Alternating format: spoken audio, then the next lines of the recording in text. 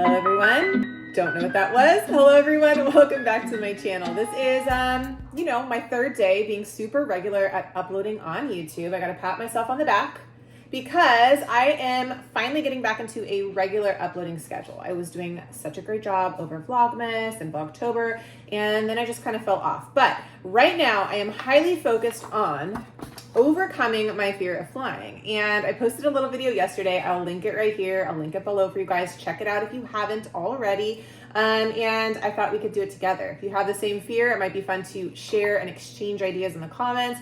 So I'm starting with... I'm doing some research. I'm laughing because I haven't even looked over this, so I don't really know what we're going to be discussing today, but it's 8 steps to overcoming your fear of flying. So we're going to read through each one. We're going to chat about it. I'm going to chat about it, and then hopefully we'll start a little discussion in the comments. So make sure that you have your beverage of choice. I have a little bit of coffee I just brewed, so let's get into it. All right, so let's start with number 1. Obviously, we're starting with number 1. And the first one says, which is kind of interesting, it says that you should identify your triggers. So number 1, identify your triggers. So you can manage your fear when your anxiety levels are low. And by doing this, you will learn what sets you off, and it will make it easier for you to turn it off. So that's kind of clever. So I like that. So basically what they're saying is you should dive deep, like I said yesterday, and kind of figure out what really triggers you about flying or what really gets you going about flying, and then try to manage that. Listen to me like I know what I'm talking about.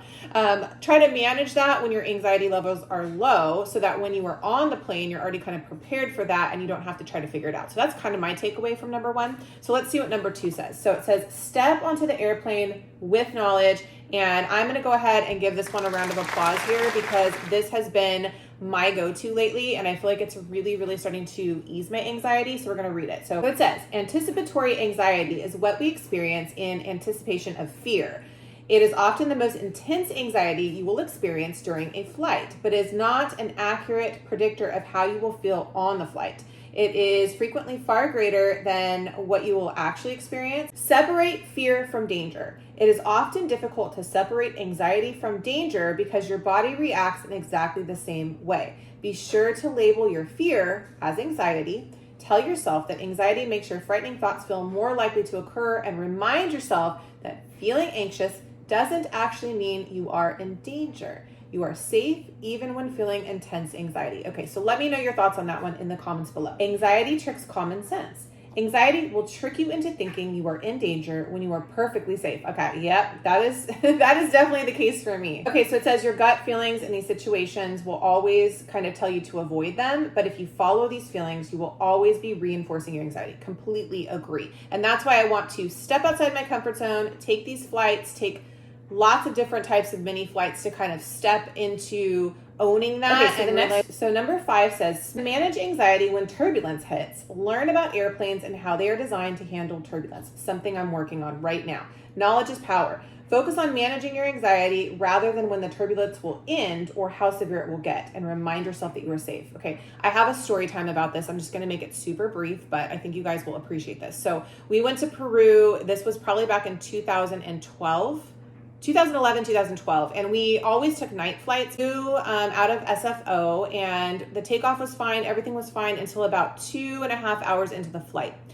It started raining, there was extreme turbulence, my husband was asleep, like dead asleep. I on the plane was asleep, and I just remember like my husband waking up, he was kind of like trying to keep it chill and cool and not make me feel super anxious, but I was like crying. I was already crying. This turbulence hits, there's rain, it sounds like thunder out there. The plane is like up and down and up and down. And I remember just being so anxious, and I felt so afraid and so scared. Luckily, the oxygen masks did not come down, because I think that's kind of like a clear indication that something's about to happen or you're maybe in a little bit of trouble, but they never came down.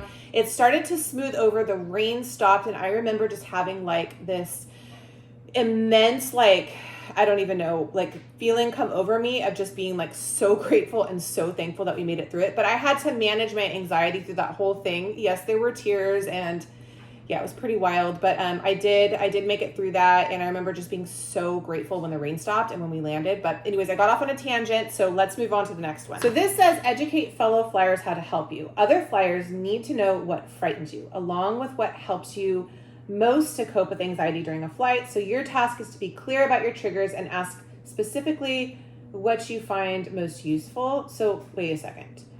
Your task is to be clear about your triggers and ask specifically for what you find most useful. Okay, so obviously not going to go to like, some random person on the plane and tell them that like I have all these triggers and then tell them how they can help me with it. But I think this is just kind of like relating to who's flying with you. So obviously my husband knows my triggers. Obviously my husband cannot control that when we're in the air. Like he couldn't control the crazy stuff that was happening when we were flying to Peru, but he can, make me feel comfortable, like holding my hand, telling me everything's going to be okay. And that does calm my anxiety. But obviously I'm not going to go to a bunch of random strangers and tell them I have anxiety on the plane. So anyways, applies to who you're flying with. And then the next one says value, what was this? Value each flight. So exposure is the active ingredient in overcoming your phobia. 125% agree with this.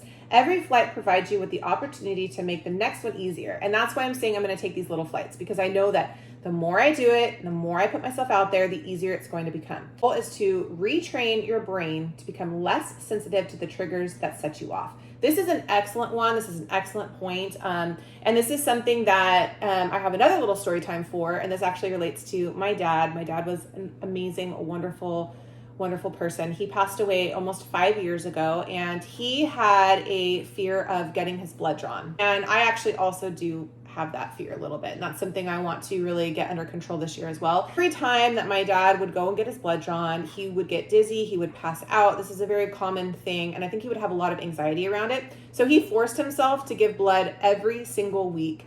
And in doing so, he actually overcame his fear, and it was like no big deal to him. So that's my goal as well, to try to start giving blood a little bit here and there and just really overcome my fear. We all have these fears and anxieties inside of us. It's just a normal part of being a human being. We all have our things, our fears, our triggers, our anxieties, and all of those things. But I do think it's really important to face those fears and really learn how to overcome them. So I hope that this was kind of fun for you. This is just like my first start. I have been researching online about taking a course. I did find one today that's $45, and it actually starts very, very soon. So I'll let you guys know if I sign up for that or if I'm going to do like a free course. I'm not really sure what I'm going to do, but I am committed. I hope you're committed too. Let me know your thoughts in the comment below. Let me know which one of these 8 steps really resonated with you, and I'll see you guys in my next video.